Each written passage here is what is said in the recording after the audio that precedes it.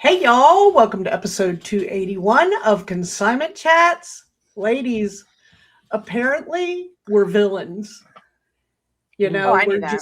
we are bad people because we go out and we buy dusty ceramic geese at yard sales, and we, clean them up and fix them up and photograph them and measure them and go through everything we do to give it a new home. And that's a villainous behavior. Hey y'all, welcome to Consignment Chats. This is Molly, and I'll be joined by my co-hosts Libby and Samantha. I always kind of wanted to be a villain. So, all right, cool. You are a villain now. So I know every reseller has gotten some kind of side eye, bad comment at some point doing what you do. I actually had it happen to me this weekend, which is why I thought, let's talk about this. Let's talk about the negative things that we hear, and then let's talk about the other side of that, because there are so many people out there, and especially if you go on places like Reddit, the younger people, I mean, there's just a slew of reseller hate in the world, right? I got it this weekend. Nick and I, tell us. I'm so excited. Oh, wait. Whoa. Number one rule: just stay off of Reddit. What are you doing? Oh, yeah, you can go down any hate rabbit hole on Reddit. It's just a place where people go to complain, and there's a lot of hate there. There's a lot of hate everywhere. Yes. But Nick and Ryan and I, before we went to Raleigh to take Ryan to the airport so she could fly home. I'm really blue. I miss my niece. It was so nice having her. Anyway, we were at a yard sale here in the neighborhood. We have been to this woman's home a couple of times now. There was a video on Thrift Find Flip last year put out where we went to this woman's home and found some amazing things. So when we saw she was participating in the neighborhood sale again this year, we were like, let's go check it out. And sure enough, I found a couple of things, and Nick was in the garage looking at clothing, and Ryan and I were looking at knickknacks, and there was a Toomey bag, and she was like $5 for that. And I was like, okay, let me talk to my husband. And I wheeled it over to Nick, and I'm talking to him. And then you can hear her say, actually, I'll do $250 for that. And she said, I had resellers wanting it yesterday, but I don't like selling to resellers. And she starts going off, and I'm like, so honey, what do you think? And he's like, what do you think about these Levi jeans, these vintage jeans? And I'm like, yeah. And I just kind of talked over her. I typically tell everybody what I do. Y'all, I had a camera strapped to me. I was filming. I was comping items with Ryan. Ryan was Google. There was nothing we were doing to hide we were resellers. But apparently she thought we were just this cute little family out yard selling again at her place, and went off on taking resellers. A family video with the GoPro. Yeah, taking a family video with the GoPro of the, out yard sailing. I don't know what she thought, but she went off on her distaste for resellers. And she was one last year that had the eBay papers and everything with the eBay prices. Oh, and you went back? We went back because she had everything that way. But in the video, I explained, even when they have it, sometimes you stay because she cut deals on everything. She didn't stick with that for anything. So she put them there, but then it was like she wasted ink and paper. So we went back, yes. And when Nick was looking at the Levi, she was like, I could sell those and ship them to Japan for hundreds. And, I'm like, oh, yeah. She goes, out of people in Japan. Oops, sorry. Didn't turn my ringer off. Oops. People in Japan just love to buy vintage U.S. denim. And I'm like, yeah, you could certainly do that. Like, go ahead and sell it. No, we bought them. Anyway, $5 a pair, listed them yesterday for a couple $100 each. But yeah, this is one of many times where we hear stuff. Recently, I was at a thrift store. Maybe it was with Lisa, sweet little Lisa Pegram in Charleston. And there were a bunch of people. She heard them complaining about the resellers and the Goodwill buying stuff, So we all hear it, y'all. We all hear it. Do you think I totally want to interview the yard sale lady and just ask her a lot of why questions. I need to know all of this. I wonder, did she start with the Netflix show of watching people flip, and now she's on the YouTube thrifting channels, just keyboard warrior, because she sounds like she also knows things. Like you wouldn't know some of that stuff unless you were watching some of it. Somehow, she's got education in it, right? She's watching flip videos on TikTok, but also like you're stealing from the poor. Like, right. What? That's always so hopefully when she watches this video, you'll respond. Yeah. She'll respond and let us know why. Why? But watch to the end because maybe we'll change your mind. For those of you that like us, thumbs up down here. Those of you that don't, you can thumbs down too, because either way, it's still going to show our video to people. It's engagement. We'll take it any way we can do it. Give us your comments any way you want. Yeah, so I want to talk about, like, first of all, some of the things we hear, which the big one is stealing from the poor, right? Like that people hear across the board that we steal from the poor, right? Like that's a big one. I hear stuff from like families, oh, well, it must be nice. You just shop all day, right? Yeah. It must be nice shopping all day. You know, my niece said that when she was listing yesterday, like she understands the business. And I had a pile of stuff and I said, oh, we'll have to go donate that to the thrift store. And she's like, you're always at the thrift store. Like you and Uncle Bill must go there like every day. And I'm like, I only go once a week and it's my job. Like, right. What? Like, oh, that's not a real job. Come on. Oh, that's not a real job. Yep. That's not a real job. Or, you know, you find something and you got lucky that you found it. It has nothing to do with your education and the hours that you spend learning about things. You just got lucky, right? Yeah. You just got lucky. Mm-hmm.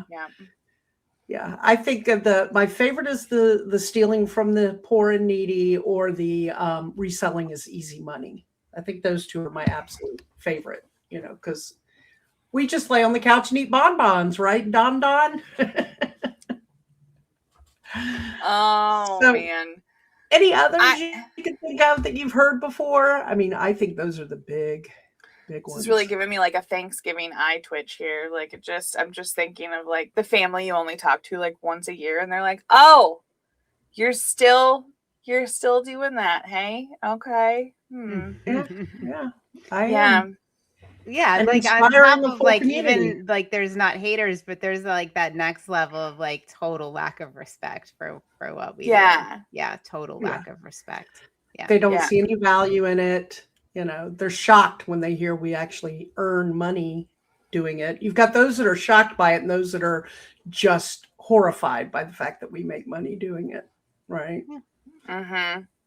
I surround myself with the cheerleaders. My cousin Jordan, he is a like accountant, finance guy, something for like Chrysler. Like he has a real fancy job, and he is just like fascinated by the fact that I quit my job to sell stuff on eBay. Like he is just like, every time I see him, he's like, how's it going? What's a cool thing you shipped this week? What are you looking for at the garage sales this weekend? Like he is just so into it. That's the energy. That's the energy I want. When my uncle is like, I don't know why you don't come hang out with us. Well, because my cousins are cooler than that. Like that's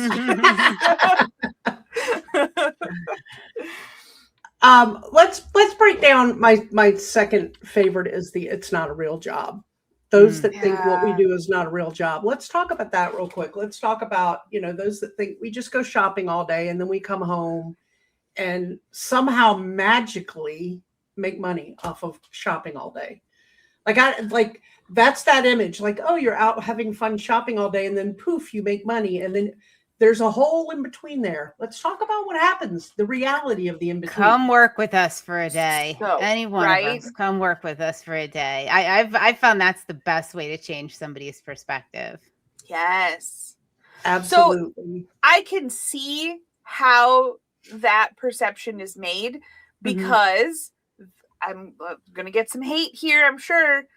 The majority of the reseller community, especially online on Facebook and stuff, they don't list enough to make it a business. They do just like to go shopping. They like to have lots of things. They like to have lots of treasures, but they're not truly listing enough to make it pay the bills and be able to live off of it. So I can see how that perception can be created. Or the highlight reels, people showing just quick flips. So I bought this for 50 cents. I sold it for 500. Guys, those are like few and far between. Like few that and is far between. Extreme luck. Like 1 out of every 10,000 things you list, maybe. Right. Yeah. Right. We're not coming across that. Yeah. Yeah. Coming across things like that, yes, that can be considered luck. What's not considered luck is the knowledge that we have to know to pick up those items. That comes from a lot of education on our part, a lot of learning, a lot of reading, a lot of watching, a lot of research. I mean, we spend a lot of time researching things. Now, when you've been in the industry for a long time, you spend a lot less time researching because you've built your knowledge base. So it's a much quicker process. But when you're starting out, you spend a lot of time researching. Now, we tell people when you come into our community and work with us, we do talk about time limits on research. But in the beginning, when you're new, you have to learn. You have to learn so you don't make mistakes. That's the other thing about it that you don't understand. Yes, you see people out thrifting, spending money, but we're putting our money at a risk.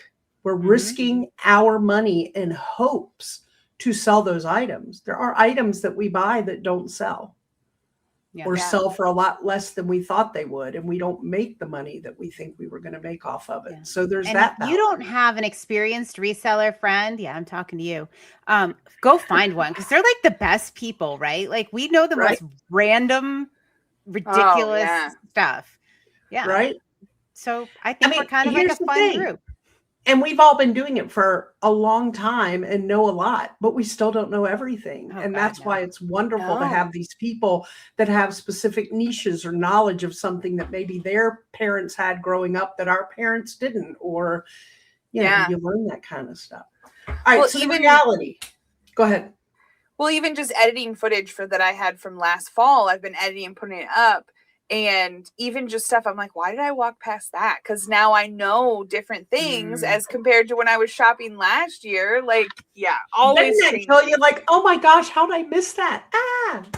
Those kills me when I edit. And I'm like, why did I not pick that up? So we go out and we have fun. Well, some of us have fun thrifting. There are some of us, Libby, who don't have fun thrifting, right? So she leans more into the consignment side of the business that she enjoys. But you see that part. But between there and the in between, when we get home with those items, let's talk about everything we have to do. We have to organize all those things, unpack them, organize them. Typically, no matter how good you try to be when you're there is some kind of cleaning or light repair involved in that item to get it ready for the next step, right? What else do we have to do? Have you ever taken the glass out of a T-top Trans Am? Slight cleaning. I'm over there with the pink stuff and a toothbrush, just taking which worked wonderfully. Everybody go get yourself a tub of that pink stuff. It took off the 20 years of tree sap all over these mirrors or the glass. But like people are like, oh man, it must be nice that you got a $500 listing last night. You can just put that up and blah, blah, blah. I spent an hour covered in grossness to clean these suckers. And now I got to figure out where to store it in my house. My husband's like, we have a lot of shit in this house. Like there are side effects to being this fabulous. It's not a glamorous job at all. Hey, I missed Reseller Reset because I got lost in time scrubbing with a toothbrush and Dawn Power Wash a big vintage dollhouse, little Tykes plastic dollhouse. And I was in there scrubbing with the toothbrush, looked up and I was like, oh my gosh, it's 8:45. I completely missed Reseller Reset. So you've got cleaning. If you're an electronic kind of person, there's testing. You got to test items. You got to put batteries in and out, clean out corrosion. Yeah, there's that. Sometimes repairing. I do have a little bucket for repair stuff, like with jewelry. I love brooches and things. And sometimes you get a beautiful brooch and it's missing one rhinestone. Well, I have cases of rhinestones that I can glue one in. So there's repairing. Again, I won't do it if it's a big job because time is money. But that sounds like a huge Huge job to me. Profits over projects. Oh no! Listen, I need to do a reel on how easy this one is. It's so easy; it literally takes seconds. So we can pop a job link up. of reselling sounds horrible. Why Well, would anybody even want to do it? That's just the prepping to do the photos. Make sure you have the correct lighting, the right angle. Is it moody outside that day? You might not even have the right lighting. Like, have all that part to know the angles and know that, because the wrong angle on a photo makes or breaks the whole listing. And missing something in a photo that you need to show the buyer is an issue. You can get returns if you don't get certain things photographed properly. Responding to messages because you forgot something in the listing and answering questions. And that's just to get it listed. And once it's up, managing the process of listing itself takes time. Oh yeah. When you're actually listing the item to get it into the platform that you're selling on takes time. You got to come up with an SEO title and the keywords and a description, and you got to measure everything. Everything needs measurements. Yeah. Has anybody ever listed a snowmobile muffler? I mean, car parts. Car parts are real easy. You just look up a number. It's great. But when you have a muffler of something, you have to measure every God-given surface on that thing. Oh my goodness. Yeah. We can tell what Samantha's been doing the last couple of days, can't we? So you've got listing, you've got measuring, and then what? I mean, then we're done? Well, first, during the buying process, I have to make sure that my shipping manager is comfortable shipping that item. I didn't quite ask him about the T-top windows. He was there. He could have objected, although my brother whipped him out of that Trans Am so fast, I don't think either of us had time to even think about it.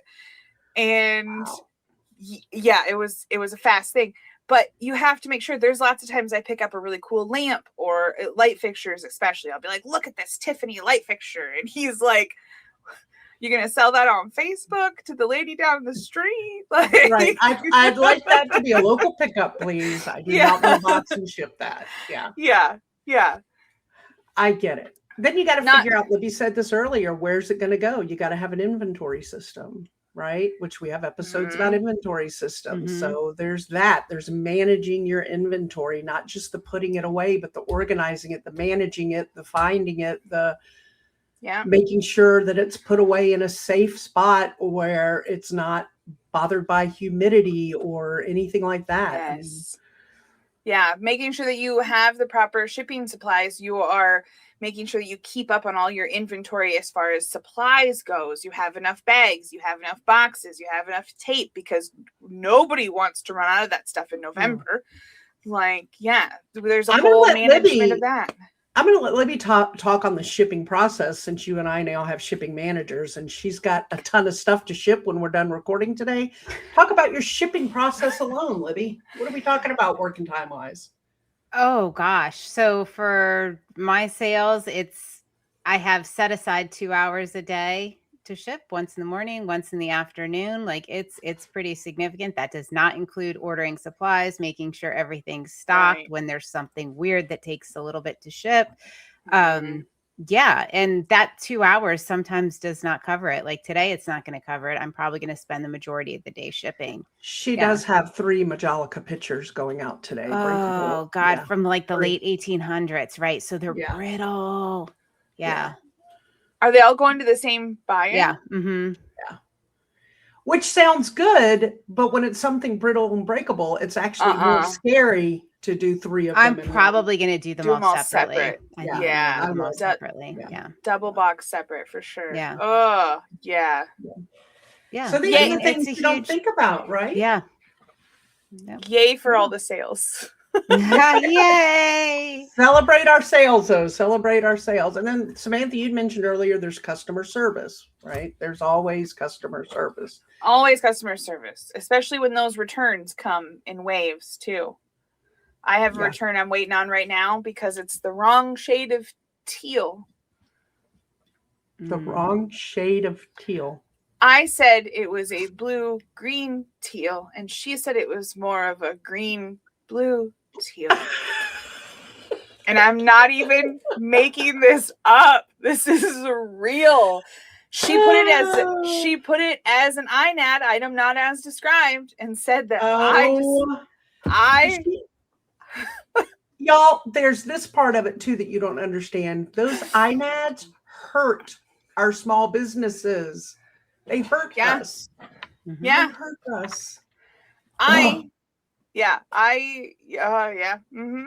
So I'm just waiting for that to come back in the mail so I can tell eBay the definition of teal and they can take care of that. So, oh my goodness. Yeah. All right, here's our favorite that we all just finished that nobody thinks about because they see all these reels that go out and they're like, got this for $3, sold it for $50, got this for $2, sold it for $35, got this for. Guess what, y'all? Every year, what do we have to do? Taxes. Fees to sell, right? You're investing your time, your money, then you're paying to list this stuff and sell this stuff. Yeah. Everyone use this QR code for my reseller, Jeannie. Also use code chats or tell them we sent you. However you sign up for them, we'll have a code below. We have a code at consignmentchats.com. We have a link. Scan the QR code. They will help you with this headache. And they have a new course where you can sign up and they'll put you through the basics of bookkeeping. You don't have to sign up for them monthly to do the course. You can just do the course. So, all right. Anyways. It's amazing. I reseller, Jeannie, they rock, man. They rock. They do. They're also, so they're people that we personally know and love. So, yeah. Mm-hmm. Good people. Yeah, we good do. People. Yeah, we do. Yeah, we do. All right. Our favorite reason we talk about often that we love reselling and what we do is because, y'all, I don't care how you look at it, reselling helps the environment. Yes. Yeah, and this is the counterpoint from taking from the poor, right? There's so much stuff. I often wonder if we have enough stuff in this world, enough clothing, enough home goods to last forever. Right. When you see the rag houses and what they're shipping overseas and the stuff that absolutely is wasted and buried or, whatever they're going to do with it, we're saving those items. That's why I do what I do. I'm not taking anything away. There's so much stuff. We're not taking anything from anyone. Yeah. So much stuff. I have said it time and time again, and I was talking to my niece about it this Saturday when all that happened, that, she was like, I didn't realize that people didn't like resellers. Like, I think she was like wanting to go to war for me. Like, that's my it. And I'm like, oh no, it happens. And I said, they just have this image that in their heads, but they don't look at the flip side of that. There are landfills filled with stuff. And what we are doing is saving that stuff from the landfills and helping it get another home, another life, find that person who's been searching high and low to have this something that reminds them of their grandmother and finishes up a set that they've been trying to collect, right? Like, yes. So my mom, when we went to the junkyard for Mother's Day, my mom kept going inside the campers. And I mean, I'm looking at cars, I'm looking at emblems, I'm looking at like that kind of stuff. And she kept going inside the campers, and my daughter was all about it. That woman, she wanted to find a raccoon in the worst way. I thought for sure we were going to leave there with rabies. She was like, I'll climb in there, Grandma, let's go. And and I said, finally, like halfway through, I'm like, Mom, what are you looking for in there? Like, what is your mission? And she said, pots and pans. And I was like, what? And she's like, there's tons of pots and pans in these. She goes, people left the cupboards of their campers full when they brought them in here, or they were repoed, or whatever the situation was. Wow. I wouldn't have even thought of that. We found like vintage 80s cake pans and like in great condition. But there's not really a market for that, so I didn't get them. But like there was some, we did find some pots and pans. There were so many random things, but she was looking at for a totally different thing than I was even thinking. And then that made me realize how much stuff is truly wasted when things are jumped out like that. Yeah. You know what I love that I've sold from the campers is like, those my old house actually had one, but it was like an electric insert in the countertop that you just put the blender in, or you put like all the appliances in, and they're these plastic, pieces. Those are Wow. pretty sought after. Yeah. Okay. Pretty There you cool. go. Wow. Always look for those. They look like nothing, right? Like you would think, oh, this is a junky plastic pitcher, but it's not. Oh, I should also have her look for the under the cabinet things. I didn't think about that too. Space saving things. Oh, those space saver things. People love those. Yeah.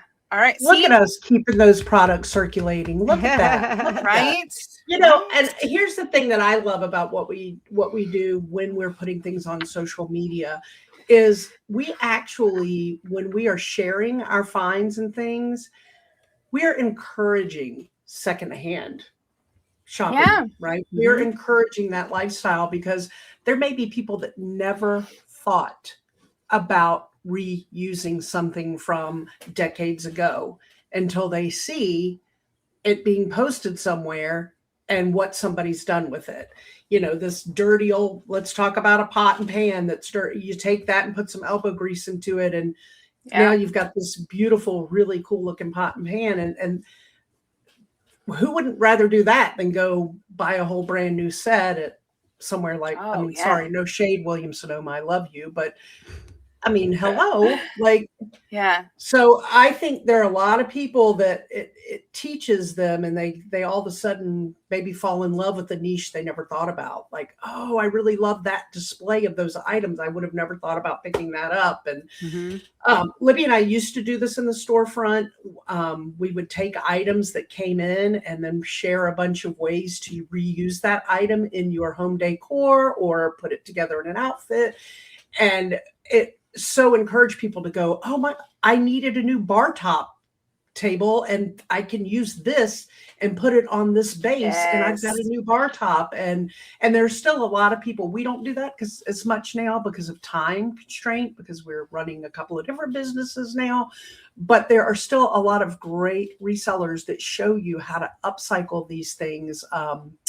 I especially love when they're doing glass products from Goodwill and thrift stores, because glass products, there's such an overabundance of glassware and china. And I love when somebody picks those items up and turns them into some magnificent use it today kind of thing. So and it's been fun from my sharing over the past so many years, just watch people slowly being converted, because were people in my life that absolutely will not buy anything secondhand.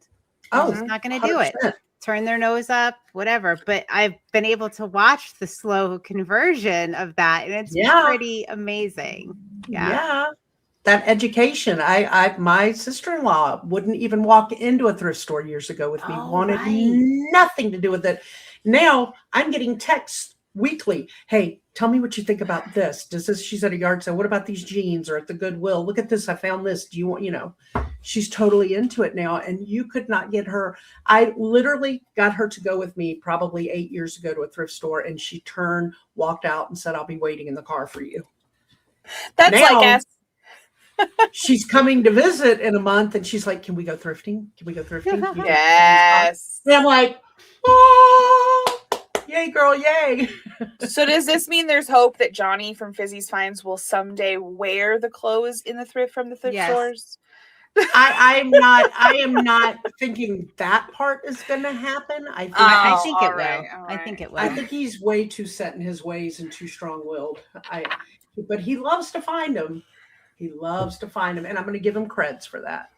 Well, it happened to my mom. Now she'll buy used things or whatever, but absolutely not shoes. Absolutely never shoes. Like hard and fast rule forever. And all right, so she had her pair of New Balance she wanted. Guess what? They don't make them anymore. All right, we look everywhere. Like, I spend days searching for these shoes. There is not a new pair to be found anywhere. So finally, this was her breaking point. She breaks down and she's like, I'll try a pair from eBay. She loves these shoes. She loves these shoes. They are used. Of course, she did a thorough disinfection, even though the seller had disinfected them. But I would hope anybody does a good disinfecting before wearing. But now she might be hooked on the used shoes. I don't know. There we go. Yeah. You know, that's one of my favorite things to sell and get are pre-owned shoes. I am a shoe junkie, so I got no problem with it. No problem at all. Hey, my trash flops, I mean, they're still kicking. Oh, the trash flops. I was just thinking about those this morning. I can't believe you brought them up. Goodness.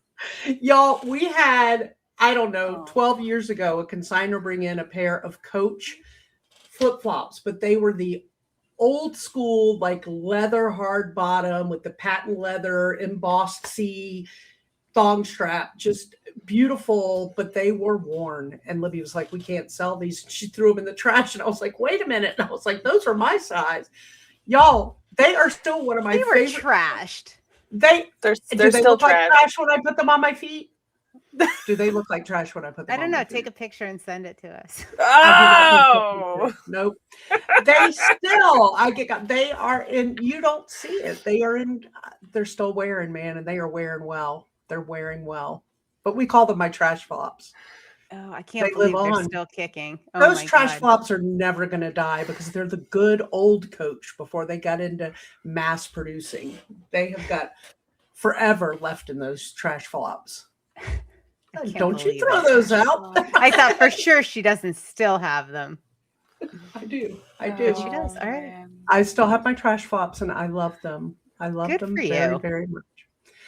All right, let's talk about real quick. We're going to talk about the fact that, you know, when we're doing this, we're giving money to the community. If you took away resellers out of the community and they quit buying yard sales and stuff, what would happen? Right. I mean, hello. That is the biggest thing, is when someone is complaining, but you're still buying it just like anybody else. It doesn't matter what they're going home to do with it. What's it matter whether I buy it and resell it or this guy has a fetish with it? I'm just saying, like, what's it matter? You sold it. It doesn't matter. Yeah. Yeah. Right. Like, I'm a reseller. I love to sell to other resellers.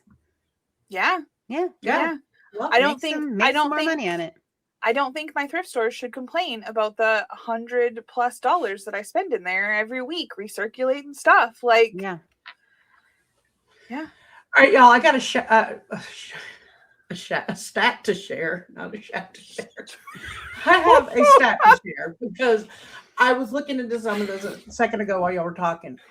The U.S. secondhand apparel market grew 14% in 2024, strongest annual growth since 2021, outpacing broader retail clothing market by 5%. Online resale grew 23% and is expected to nearly double in the next 5 years, reaching $40 billion by 2029. How about that? That makes me so happy. Look at all those things being recirculated and saved. Yeah. A remarkable 93% of Americans bought something secondhand. See, Johnny? Everybody's doing it. So, yeah, I mean, these stats are great. And there are so many people that are reselling now because of all these different platforms that make it easy for anybody to do it. I mean, even a mom can clean her closet out on Poshmark, right? I mean, it's the same type of thing, but we get told that we're stealing but we're not. We're not, y'all. Go look at a landfill. That's all I got to say. Go look at a landfill. And, you know, we're not. Or drive down your street and look on garbage day when people are throwing stuff out. There you go. There you go. Yep. I see the whole full circle big picture with our Coast Guard post that we have nearby. Because these families come in, they have the bare bones stuff when they come in, and then they look to people like me and the thrift stores and whatever to buy the stuff. But then they also, once they're done with it in 2 or 3 years and they have to move again, they have their garage sale, and then they also look to me to buy their stuff and resell it again. And like, we see the whole process because they can't live any other way. They can't have several U-Hauls of stuff being trucked across the country. A lot of these people leave here and they go to Alaska. Like, that's not going to happen. So being able to see the full circle, these families are still relying on resellers to buy things to live while they're here, and then to sell the things to when they go. Like, We're a pivotal part of the community, dang it. I know. And trust me, I mean, fast fashion is out there making 100 billion things in a year. Like me buying 10 items from your Goodwill, I'm not taking it all away. It's just not happening. It's and that's helping. That's 10 less things that need to fast fashion that needs to be manufactured. Right. Yeah. Correct. Yes. Correct. I think the other thing to realize, because people say, well, you're getting it and making money off it. Well, so is Starbucks when you buy your coffee. What do you think they pay for their beans? Right? Like it's a business. Like I'm going to make money off of it. Everywhere you shop, that's anything you buy. That's the point. That's what they're doing. They're buying it at a lower cost. They're making some money to take up for all the fees and whatever associates with them running that business in hopes to be able to earn a little money. There's a risk in it. As I mentioned before, we're putting our money out in hopes, but there's a risk, but it is a business. It's a business, a small business that, my friends, you should support because we are doing good. We are doing good in this world. To support us, you can like, subscribe, comment. That will help support us, and we can keep preaching about things like this. Preach. All right, y'all. We're not taking things out of circulation, right? We're actually keeping them in circulation by doing what we do. Give us the love. I was going to come up with a bunch of things that you could say when somebody said something to you, but I think you can pull bits and pieces out of here of everything we talked about to come up with what feels right for you if somebody confronts you, or just smile and walk away.